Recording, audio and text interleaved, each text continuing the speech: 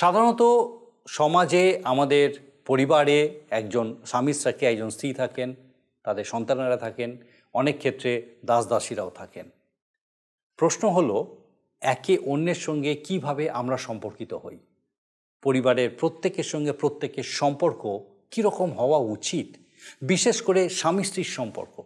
এমনকি কোনো আদর্শগত সম্পর্ক হওয়া উচিত যা তাদেরকে প্রকৃতই এক হতে সাহায্য করে, তাদের সম্পর্ক অটুট থাকতে সাহায্য করে। কি সেই বিষয় যা তাদেরকে এইভাবে এক করে রাখে? আপনি কি চিন্তা করেন এই বিষয়ে?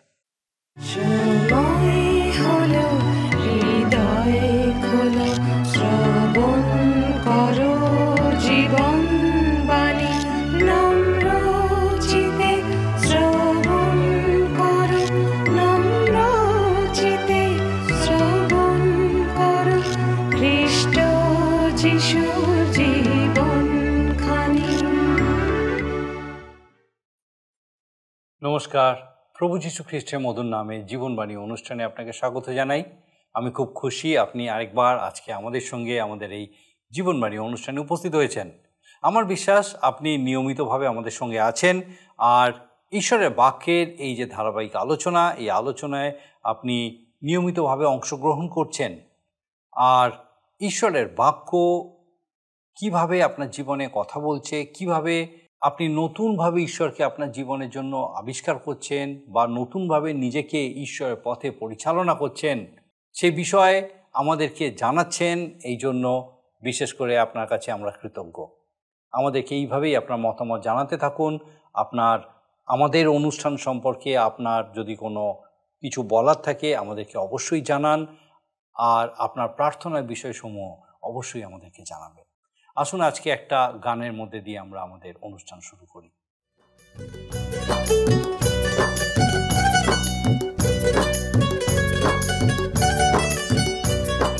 খ্রিস্ট নামে মন রাঙালি মনের মরণ হয়, সেই মনেতে উজ্জ্বল হবে, সেই মনেতে উজ্জ্বল হবে খ্রিস্ট পরিচয়, খ্রিস্ট পরিচয়। খ্রিস্ট নামে মন রাঙালি, খ্রিস্ট নামে মন রাঙালি, খ্রিস্ট নামে মন রাঙালি মনের মরণ হয়, সেই মনেতে উজ্জ্বল হবে, সেই মনেতে উজ্জ্বল হবে খ্রিস্ট পরিচয়, খ্রিস্ট পরিচয়। খ্রিস্ট নামে মন রাঙালি, খ্রিস্ট নামে মন রাঙালি।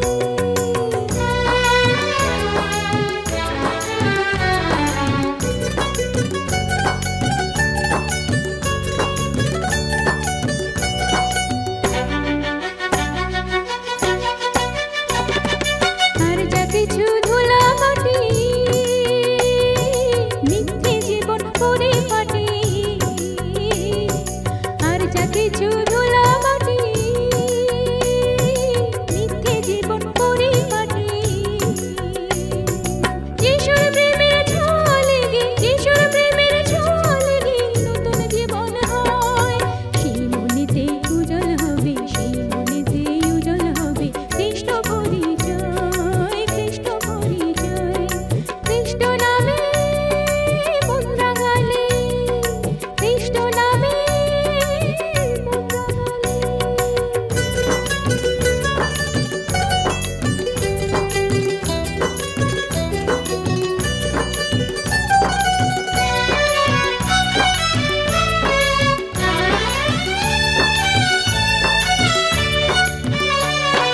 খুশির পরে মরণ হলে জীবন হয়ে ফোটে, ধরার মাঝে স্বর্গ তেমন, ধরার মাঝে স্বর্গ তেমন সত্য হয়ে ওঠে রে, সত্য হয়ে ওঠে।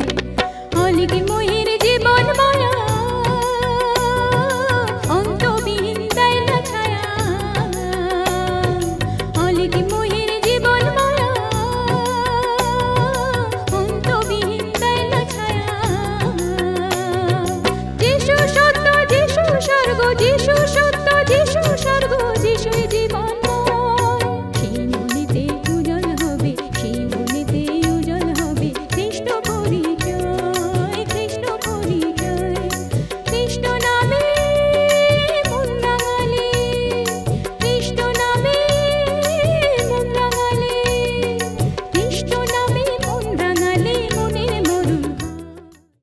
পবিত্র বাইবেলের বিভিন্ন পুস্তকের ধারাবাহিক অধ্যয়নে আমরা বর্তমানে বাইবেলের নতুন নিয়মের ইফিসীয় পুস্তক থেকে আলোচনা করছি। এই পুস্তকটিতে সাধু পৌল ইফিসীয় মণ্ডলীর বিশ্বাসীদের বাস্তবসম্মত অনেকগুলো নির্দেশ দিয়েছেন। আমাদের গত পর্বে বিশ্বাসীদের সামাজিক আচরণ সম্বন্ধে তার কি উপদেশ ছিল সেই বিষয়ে আমরা লক্ষ্য করেছি। এই অংশের শেষে তার নির্দেশ ছিল খ্রিস্টের ভয়ে একজন অন্যজনের বশীভূত হও। আর আজকে আমরা দেখব পারিবারিক স্তরে বিশ্বাসীর আচরণ কীরকম হওয়া উচিত সেই বিষয়ে তিনি কি বলছেন। এই অংশে সাধু পৌল একটি আদর্শ পরিবারের কথা তুলে ধরেছেন, যেখানে একজন স্বামী আছেন, একজন স্ত্রী আছেন এবং তাদের সন্তানেরা আছে এবং সেই সঙ্গে আছে তাদের দাসদাসীরা। এই সবাইকে নিয়েই একটি পরিবার গঠন হয় এবং পারিবারিক বন্ধন অটুট রাখতে প্রত্যেকের সঠিক আচরণ করার প্রয়োজন আছে, যা তিনি সুস্পষ্টভাবে প্রকাশ করেছেন। প্রথমেই তিনি পরিবারের স্ত্রীর কথা বলেছেন। এখানে লক্ষণীয় বিষয় হলো যে সাধু পৌল স্ত্রীদের তাদের স্বামীদের আজ্ঞাবহ হওয়ার কথা বলেননি, কিন্তু বশীভূত হতে বলেছেন।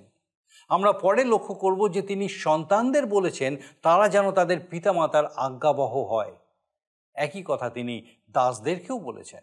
বশীভূত কথাটি একটি খুবই কোমল অভিব্যক্তি, এটা একটি প্রেমের বাক্য। এর অর্থ হলো যে প্রভু যিশুর প্রতি আমাদের সবার যেরকম মনোভাব, সেই একই মনোভাব একজন স্বামীর প্রতি স্ত্রীর হওয়া উচিত। আমরা প্রভুকে প্রেম করি কারণ প্রথমে তিনি আমাদেরকে প্রেম করেছেন। সাধু পৌল এবার মনে করিয়ে দিয়েছেন যে প্রভু যিশু যেমন মণ্ডলীর মস্তক, সেই রকমই স্বামীরা স্ত্রীদের মস্তক। কিভাবে? এটা একমাত্র প্রেমের মাধ্যমেই সম্ভব হয়। একটি পরিবারকে খ্রিস্টের আদর্শে গড়ে তুলতে স্বামীর দায়িত্ব সব থেকে বেশি। বিশেষ করে স্বামী ও স্ত্রীর মধ্যে যে সম্পর্ক, সেটা আরও দৃঢ় করে তুলতে তাদের স্ত্রীদের প্রেম করতে হবে। খ্রিস্ট যেভাবে মণ্ডলীকে, তার দেহকে প্রেম করেছেন, ঠিক একই রকম নিঃস্বার্থভাবে স্ত্রীদেরকে প্রেম করতে হবে। খ্রিস্ট মণ্ডলীর প্রতি প্রেমের নিদর্শন স্বরূপ তার প্রাণ দিয়েছিলেন। এখন তিনি শুচি স্নান অর্থাৎ তার বাক্যের দ্বারা মণ্ডলীকে পবিত্র করে তুলছেন। ভবিষ্যতে তিনি এই মণ্ডলীকে নিষ্কলঙ্ক পবিত্র করে প্রকাশ করবেন। খ্রিস্ট মণ্ডলীর মস্তক রূপে তার দেহকে যেমন প্রেম করেন, ঠিক সেইভাবে স্বামীরা পরিবারের মস্তক রূপে তাদের স্ত্রীদেরকে প্রেম করবে। সাধু পৌল বলেছেন, যে ব্যক্তি তার স্ত্রীকে প্রেম করেন তিনি প্রকৃতপক্ষে নিজেকেই প্রেম করেন। আর সবাই যেভাবে নিজের দেহের প্রতি যত্ন নেয়, তার রক্ষণাবেক্ষণ করে, ভরণ পোষণ করে, ঠিক তেমনি স্ত্রীদের প্রতি স্বামীদের কর্তব্য। একটি খ্রিস্টীয় পরিবারে স্বামী ও স্ত্রীর সম্পর্কের বিষয় সাধু পৌল বিশদে নির্দেশ দিয়েছেন। আসুন আমরা বিস্তারিতভাবে সেই সমস্ত বিষয় অধ্যয়ন করি এবং দেখি যে ঈশ্বর কিভাবে আজকে তার জীবন্ত বাক্য দ্বারা আমাদের সঙ্গে কথা বলতে চান। ইফিসীয় তার 5 অধ্যায় 21 পদ পর্যন্ত আলোচনা করেছি। এই ইফিসীয় 5 অধ্যায় আমরা পেয়েছি সাধু পৌল বিশ্বাসীদের জীবনধারা কেমন হবে এই বিষয়ে বিশদভাবে আলোচনা করেছেন এবং 5 অধ্যায় 21 পদে বললেন, খ্রিস্টের ভয়ে একজন অন্যজনের বশীভূত হও। এই বশীভূত শব্দটার এই অর্থ নয় যে একে অপরের বাধ্য হও। যেমন সৈন্যদের মধ্যে সিপাহী সব থেকে ছোট এবং সে তার উপরে যে আছে তার হুকুম মানতে বাধ্য। মণ্ডলীতে আমরা আমাদের পরিত্রাণকর্তা প্রভু যিশুর নির্দেশ মেনে চলতে বাধ্য। তিনি আমাদের ক্যাপ্টেন, তিনি প্রধান। মণ্ডলীর আর সবাই আমরা সহভাগী ও সহযোগী ভাই বোন, একে অপরের বশীভূত খ্রিস্টীয় প্রেমে বাঁধা। সকল ঘৃণা, হিংসা ও আত্ম অহংকার ত্যাগ করে পরস্পরকে ভালোবাসব, কেননা প্রেমের আদর্শ খ্রিস্ট আমাদের প্রেম করেছেন। আবার তিনি মণ্ডলীর মস্তক, আমরা এক দেহ। যিশু বলেন, যে আমাকে ভালোবাসে সে আমার আজ্ঞা সকল পালন করে। আর যিশুর আজ্ঞা, তোমরা পরস্পর প্রেম করো। যেখানে প্রেম সেখানে ঔদ্ধত্য, রূঢ়তা, কর্কশ ভাব ও রোষ থাকে না, কিন্তু ক্ষমা, মৃদুতা, নম্রতা, ধৈর্য ও সহনশীলতা থাকে।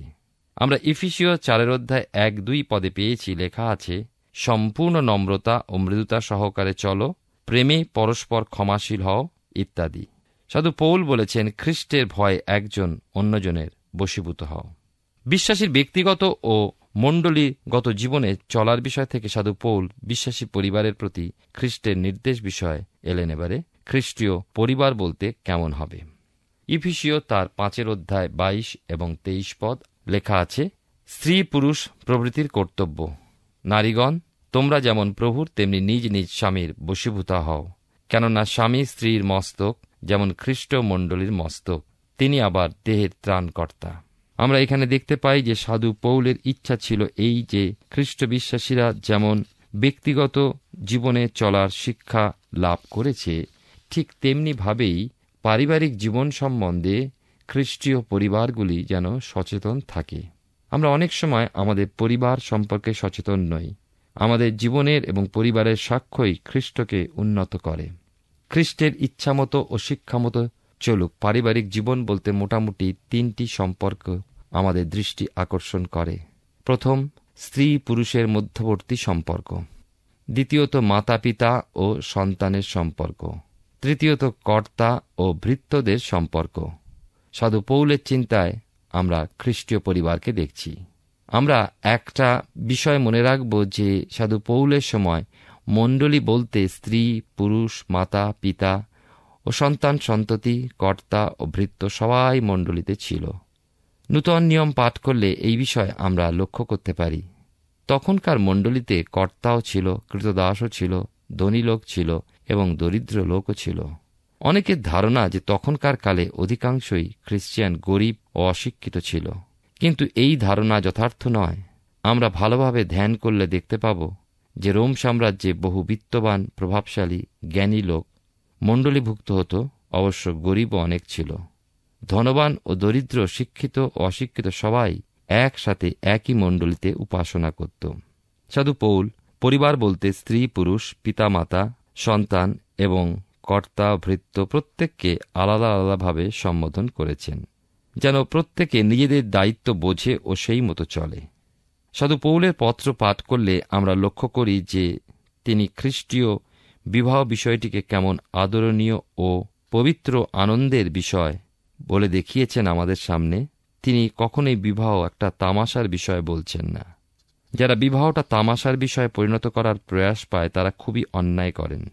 খ্রিস্টীয় বিবাহ একটি পবিত্র অনুষ্ঠান, সর্বদা পবিত্র ও গাম্ভীর্যপূর্ণ পরিবেশে তা পালনীয়। আমরা দেখি যে প্রভুর ভোজে যেমন তামাশা চলে না, বাপ্তিস্মেও যেমন তামাশা চলে না, বিবাহ তদ্রূপ।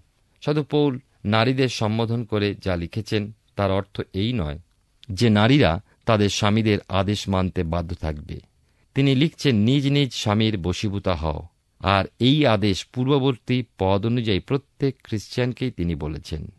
খ্রিস্টের ভয় একজন অন্যজনের বশীভূত হও। বশীভূত ও আজ্ঞাবহ এই দুটি শব্দের মধ্যে একটা কিন্তু পার্থক্য আছে।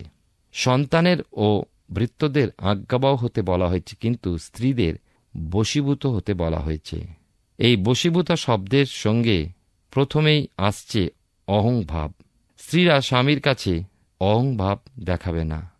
এই অহংভাব দেখানো অপরের উপর কর্তৃত্ব করবার প্রয়াস।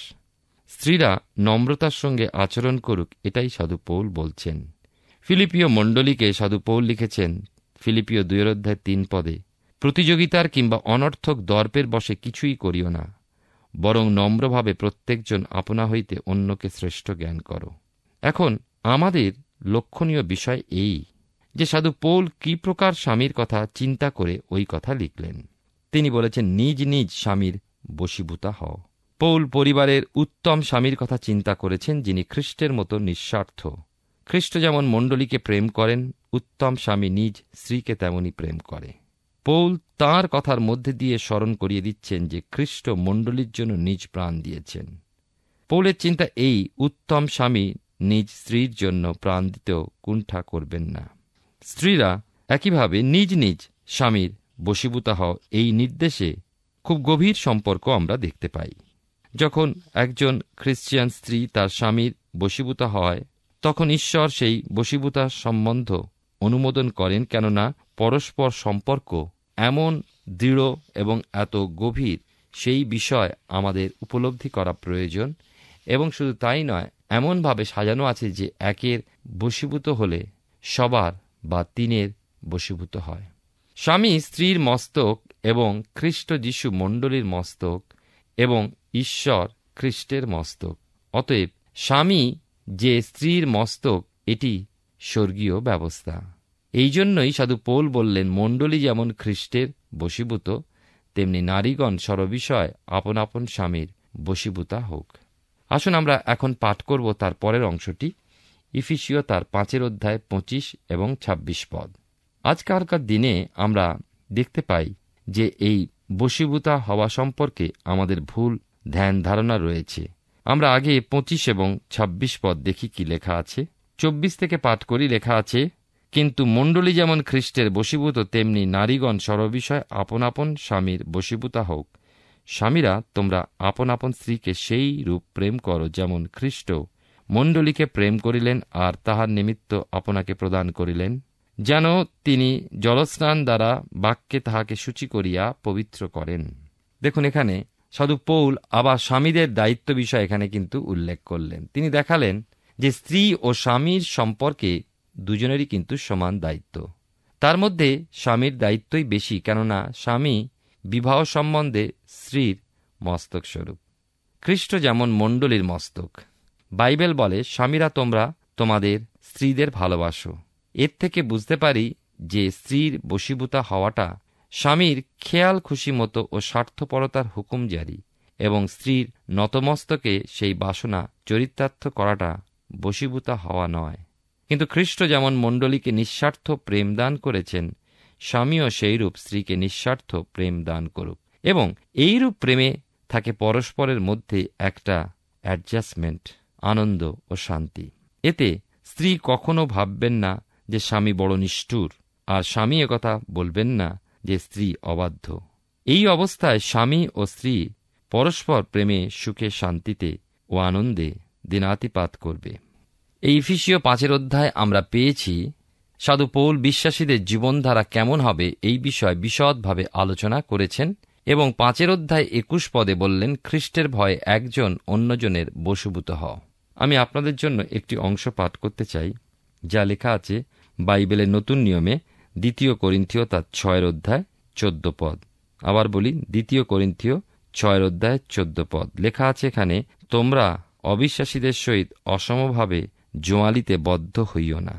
স্বামী স্ত্রীকে বিশ্বাস করবে, স্ত্রী স্বামীকে বিশ্বাস করবে, এবং উভয়ে খ্রিস্টকে বিশ্বাস করবে, তবেই তো পরিবারের শান্তি, আনন্দ, উপচয় ঝরে পড়বে। এর মধ্যে স্বামীর কঠোর কর্তৃত্ব, অত্যাচার, উপদ্রব এসবের প্রশ্নই ওঠে না।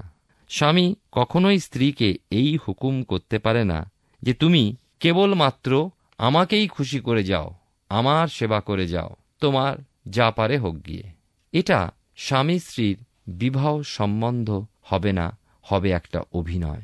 খ্রিস্ট বিশ্বাসীর বিবাহ জীবন হচ্ছে স্বর্গীয় ব্যবস্থা। স্বামী স্ত্রীর ভালোবাসা কি করে বোঝাই বলুন তো? বাইবেলের নতুন নিয়মে যোহন লিখিত সুসমাচারের 3 অধ্যায় 16 পদে লেখা আছে, কারণ ঈশ্বর জগৎকে এমন প্রেম করিলেন যে আপনার একজাত পুত্রকে দান করিলেন, যেন যে কেহ তাহাতে বিশ্বাস করে সে বিনষ্ট না হয়, কিন্তু অনন্ত জীবন পায়। একটু ভেবে দেখুন, জগৎ যখন ঈশ্বরকে ভালোবাসছে না, ঈশ্বর কিন্তু জগতের জন্য নিজ প্রেম ঢেলে দিলেন। আবার আরেকটি অংশ পাঠ করি, যা আমাদের বুঝতে সাহায্য করবে, যা লেখা আছে বাইবেলের নতুন নিয়মে রোমীয়দের প্রতি প্রেরিত পৌলের পত্রের 5 অধ্যায় 8 পদে। রোমীয় তার 5 অধ্যায় 8 পদ, যেখানে লেখা আছে, কিন্তু ঈশ্বর আমাদের প্রতি তাহার নিজ প্রেম প্রদর্শন করিতেছেন, কারণ আমরা যখন পাপী ছিলাম তখনও খ্রিস্ট আমাদের নিমিত্ত প্রাণ দিলেন। সাধু পৌলের দৃষ্টিতে অন্য কোনো মানবীয় সম্বন্ধ বিবাহের অপেক্ষা অধিক পবিত্র ও আদরণীয় নয়। ঈশ্বর চান মণ্ডলী শুচি শুদ্ধ হোক, আর এই জন্যই তো খ্রিস্ট ক্রুশে প্রাণ দিলেন, যেন তাঁরই পাতিত রক্তে মণ্ডলী পরিষ্কৃত হয়। খ্রিস্ট যিশু ও মণ্ডলীর যে সম্পর্ক, স্বামী স্ত্রীর সেই সম্পর্ক। এখন শুচিকরণের জন্য জলস্নান দ্বারা একথার অর্থ ঈশ্বরের বাক্য দ্বারা পরিষ্কৃত করবার যে পরিবারের বিষয়ে তিনি বলছেন, পবিত্র ও অনিন্দনীয় পরিবার তিনি দাবি করছেন। এখন আমরা যাব তার পরের অংশ, অর্থাৎ 5 অধ্যায় 27 পদ থেকে 33 পদ। 26 পদ থেকে পাঠ করছি। তিনি জলস্নান দ্বারা বাক্যে তাহাকে শুচি করিয়া পবিত্র করেন, যেন আপনি আপনার কাছে মণ্ডলীকে প্রতাপান্বিত অবস্থায় উপস্থিত করেন, যেন তাহার কলঙ্ক বা সংকোচ বা এই প্রকার আর কোনো কিছু না থাকে, বরং সে যেন পবিত্র ও অনিন্দনীয় হয়। 28 পদে দেখুন, এইরূপে স্বামীরাও আপন আপন স্ত্রীকে আপন আপন দেহ বলিয়া প্রেম করিতে বাধ্য। আপন স্ত্রীকে যে প্রেম করে সে আপনাকেই প্রেম করে। কেহ তো কখনো নিজ মাংসের প্রতি দ্বেষ করে নাই, বরং সকলে তাহার ভরণ পোষণ ও লালন পালন করে, যেমন খ্রিস্ট মণ্ডলীর প্রতি করিতেছেন। এরপরে লেখা আছে, কেননা আমরা তাহার দেহের অঙ্গ, এই জন্য মনুষ্য আপন পিতামাতাকে ত্যাগ করিয়া আপন স্ত্রীতে আসক্ত হইবে এবং সেই দুইজন একাঙ্গ হইবে। এই নিগূঢ়তত্ত্ব মহৎ, কিন্তু আমি খ্রিস্টের উদ্দেশ্যে ও মণ্ডলীর উদ্দেশ্যে ইহা কহিলাম। তথাপি তোমরাও প্রত্যেকে আপন আপন স্ত্রীকে তদ্রূপ আপনার মতো প্রেম করো, কিন্তু স্ত্রীর উচিত যেন সে স্বামীকে ভয় করে। এই পাঠের মধ্যে দিয়ে আপনার একটা বিষয় লক্ষ্য করার আছে, এবং আপনি নিশ্চয়ই লক্ষ্য করেছেন যে সাধু পৌল স্বামী স্ত্রী এবং স্ত্রী ও স্বামীর বিবাহ সম্বন্ধীয় সম্পর্কের বিষয় উত্থাপন করে খ্রিস্ট ও মণ্ডলীর কিরূপ সম্বন্ধ বাঞ্ছনীয় সেই বিষয়ে তিনি তুলে ধরেছেন। ঈশ্বর চান যে সেই কন্যা কেবল সুন্দরী নয়, কিন্তু সূচি ও শুদ্ধ হোক। জীবনে অনেক বিবাহ অনুষ্ঠানে যোগ দিলাম, কিন্তু বিবাহের জন্য সুসজ্জিত কন্যাকে কখনো অসুন্দর কিন্তু দেখিনি। আবার তাদের মধ্যে অনেককে বিবাহের আগেও পরে দেখেছি, তবে এই কথা জোর দিয়ে বলতে পারি না যে তারা সবাই সুন্দরী। কোনো যুবক যখন কোনো কুমারীকে বাগদান করে বা এনগেজমেন্ট হয়, তারপরে ওই যুবক কি একথা বলবে যে ওই কন্যাকে আগুনের মধ্যে দিয়ে হাঁটতে হবে, উৎপীড়ন ও নিপীড়নের মধ্যে দিয়ে গিয়ে পরীক্ষা দিতে হবে তার শুদ্ধতা ও সহনশীলতার? মণ্ডলী খ্রিস্টের বাগদত্তা, অর্থাৎ এনগেজড। মণ্ডলীকে কি এখন পরীক্ষা দিতে হবে, অর্থাৎ বিশ্বাসী বর্গকে পরীক্ষা দিতে হবে? ঈশ্বর তো পরিষ্কার করা, শুচিশুদ্ধ করার ব্যবস্থা করেছেন। প্রত্যেক খ্রিস্টানকে, যারা খ্রিস্টের মণ্ডলীর সভ্যসভ্যা, সবাই মিলে তবেই তো মণ্ডলী। বিবাহের জন্য কন্যাকে সাজাবার সময় কেবল কি চুল বেঁধে ছেড়ে দেওয়া হয়? তার সর্বাঙ্গের পরিচর্যা হয় নাকি, যেন সেই বিশেষ দিনে তাকে পরিষ্কার পরিচ্ছন্ন, উজ্জ্বল এবং অতি সুন্দরী লাগে? ঈশ্বরের ব্যবস্থায় মণ্ডলী যেন অতি সুন্দরী এবং কলঙ্কহীন হয়, সেই দিকে দৃষ্টি রাখতে হবে। আজকালকার দিনে বেশিরভাগ যুবক যুবতী বিবাহের পূর্বে অনেক কিছু আয়ত্ত করে। বিভিন্ন প্রকার পুস্তক অনেক পয়সা খরচা করে কেনে নিজেদের অভিজ্ঞ করার জন্য, কিন্তু প্রকৃত বিবাহের যে সুন্দর নির্দেশ পবিত্র বাইবেল দেয়, সেটা কিন্তু তারা গ্রহণ করে না। স্বামীদের তাদের স্ত্রীদের ভালোবাসতেই হবে, কেবল কামনা বাসনার জন্য নয়, কিন্তু প্রকৃত ও নিঃস্বার্থ ভালোবাসার, কেননা স্ত্রী স্বামীর দেহের অংশ। অনেক পরিবার আছে যেখানে দেখা যায় যে কোনো কোনো স্বামী তাদের দায়িত্ব সম্বন্ধে উদাসীন। স্বামী পরিবারের মস্তক, কিন্তু স্বামী সমস্ত দায়িত্বভার স্ত্রীর উপরে ন্যস্ত করে দিয়ে নিজে সব কিছু এড়িয়ে যায়, এবং এই রকম পরিবারেই সকল কিছু শৃঙ্খলাহীনভাবে চলে। সন্তানেরা বিগড়ে যায়, যে যার ইচ্ছামতো চলতে থাকে, নষ্ট হয়, চরিত্রহীন হয়, শেষ পর্যন্ত সমস্ত দোষ বাড়ির স্ত্রীর উপরে এসে পড়ে। প্রিয় ভাই ও বোন, মনে রাখব একটি বিষয়, যে পরিবার গঠনে আমাদের সকলের দায়িত্ব রয়েছে। বিশেষ করে আমি মনে করি স্বামীর দায়িত্ব অনেক বেশি, এই কারণ যে স্বামী স্ত্রীর মস্তক। যদি মস্তক, তাহলে মস্তকের দায়িত্ব পালন করা কর্তব্য। আমরা এমন এক সমাজে বাস করছি যে সমাজে আমাদের স্ত্রীরা অনেক বেশি নিপীড়িত হয়ে চলেছে। তাদেরকে আমরা বেড়ে উঠতে দিচ্ছি না। তাদের মধ্যে যে সুপ্ত ক্ষমতা এবং তাদের মধ্যে যে প্রতিভা আছে, তা পুরুষ শাসিত সমাজে লুকিয়ে রয়েছে। তাকে বেরিয়ে আসতে দিতে হবে, এবং ঈশ্বরের গৌরব যেন তার মধ্যে দিয়ে হয়। পরস্পর ভালোবাসার মধ্যে দিয়ে, পরস্পর বোঝাপড়ার মধ্যে দিয়ে একটি পরিবার সুন্দরভাবে গড়ে উঠতে পারে, এবং তার মাঝখানে যদি খ্রিস্ট যিশু থাকেন, তবেই সেই পরিবার সুন্দরভাবে বৃদ্ধি পেতে পারে। আমাদের ভিত্তি মূল যদি দুর্বল হয়, তাহলে কখনোই আমাদের গৃহ শক্ত হতে পারে না। আমরা যাই করি না কেন, যত বই পড়ি না কেন, যত মনস্তাত্ত্ববিদদের কাছেই যাই না কেন, একটি বিষয় আমাদের জীবনে প্রয়োজন আছে, খ্রিস্টের কাছে যাওয়া, যিনি আমাদের সংসারকে গড়তে পারেন, ভাঙা সংসারকে গড়তে পারেন। এমনকি তিনি আমাদের সকল কিছুর আকর, তিনি আমাদের প্রেমে এবং তাঁর দয়া অনুগ্রহ আশীর্বাদে আমাদেরকে বৃদ্ধি দান করেন। ঈশ্বর আমাদের প্রত্যেককে আশীর্বাদ করুন। আমরা এফেসীয় পুস্তক থেকে ধারাবাহিকভাবে অধ্যয়ন করছি। আমার বিশ্বাস মহান ঈশ্বর বিশেষভাবে আজকে আপনার সঙ্গে কথা বলেছেন। আমাদের আলোচ্য অংশে একটা বিশ্বাসী পরিবারের বিষয়ে সাধু পৌল যা নির্দেশ দিয়েছেন, সেখানে আমরা লক্ষ্য করি যে সেটা খ্রিস্ট ও তার দেহ বা মণ্ডলীর মধ্যবর্তী সম্পর্ককে একটা স্বচ্ছ আয়নার মতো প্রতিফলিত করে। খ্রিস্ট মণ্ডলীর মস্তক স্বরূপ এবং অন্য দিক দিয়ে দেখলে মণ্ডলী খ্রিস্টের দেহ স্বরূপ। একটি মস্তক ও দেহের বাকি অংশের মধ্যে যেরকম সম্পর্ক থাকলে দেহটি স্বাস্থ্যবান এবং সচল থাকে, ঠিক সেই রকমই স্বামী ও স্ত্রীর মধ্যে সুসম্পর্ক বাঞ্ছনীয়। আর এই সম্পর্কের চাবিকাঠি হচ্ছে প্রেম। প্রেম না থাকলে এই সম্পর্ক কখনোই সার্থক হতে পারে না। স্বামীরা স্ত্রীদেরকে প্রেম করবেন যেভাবে খ্রিস্ট মণ্ডলীকে প্রেম করেছেন। তারা তাদের যত্ন নেবেন, রক্ষণাবেক্ষণ করবেন, ভরণ পোষণ এবং লালন পালন করবেন। অন্যদিকে স্ত্রীরা স্বামীদেরকে প্রেম করবেন, তাদের বশীভূত হবেন যেভাবে মণ্ডলী খ্রিস্টের প্রতি বশীভূত বিশ্বস্ত। এই বশীভূত হওয়া বা অধীনতা স্বীকার করার মধ্যে একটা মিষ্টতা আছে। এটি স্বেচ্ছায় প্রেমের দ্বারা অধীনতা স্বীকার করা। আমাদের আগামী পর্বে পরিবারের মধ্যে আমরা আরও দুটি সম্পর্কের বিষয়ে সাধু পৌল কীভাবে বলছেন, ব্যাখ্যা করছেন, সেই বিষয় দেখব। আসুন এখন প্রার্থনায় যাব, আর আমি চাইব আপনি আমার সঙ্গে প্রার্থনায় যোগ দিন। আসুন প্রার্থনা করি। পরম করুণাময় স্বর্গীয় পিতা, তোমার ধন্যবাদ স্তুতি করি যা একটি বার তোমার জীবন্ত বাক্যের সত্য আমাদের সামনে রাখলে। ধন্যবাদ দিয়ে আমাদের প্রত্যেক দর্শক বন্ধুকে পিতা আরেকবার তোমার এই সত্যে তুমি পূর্ণ করলে যে প্রভু কিভাবে তুমি স্বামী স্ত্রীকে স্থাপন করেছো, এক করেছো, যেন একে অন্যের প্রতি যে প্রেম তুমি প্রদর্শন করেছো আমাদের প্রতি, সেই প্রেমে একে অন্যের প্রতি তারা সমর্পিত হয়, বশীভূত হয় এবং একে অন্যকে তুলে ধরে।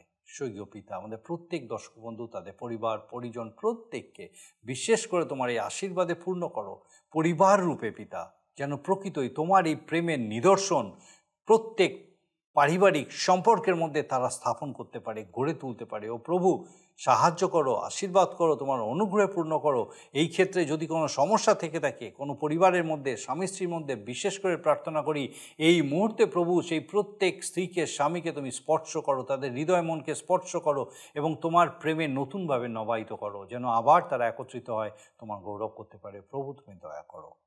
আরেকটি বার আমরা প্রত্যেকে তোমার চরণে সমর্পিত হয়ে ধন্যবাদের সঙ্গে প্রার্থনা তোমার যিশু নামে চাই, দয়া করে শ্রবণ ও গ্রহণ করো। আমেন।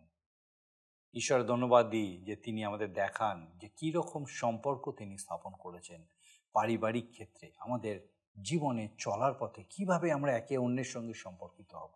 আগামী দিনে এই বিষয়ে আরও আমরা আলোচনা করব। আর আমার বিশ্বাস আপনি অবশ্যই আমাদের সঙ্গে আমাদের এই জীবনবাণী অনুষ্ঠানে উপস্থিত থাকবেন।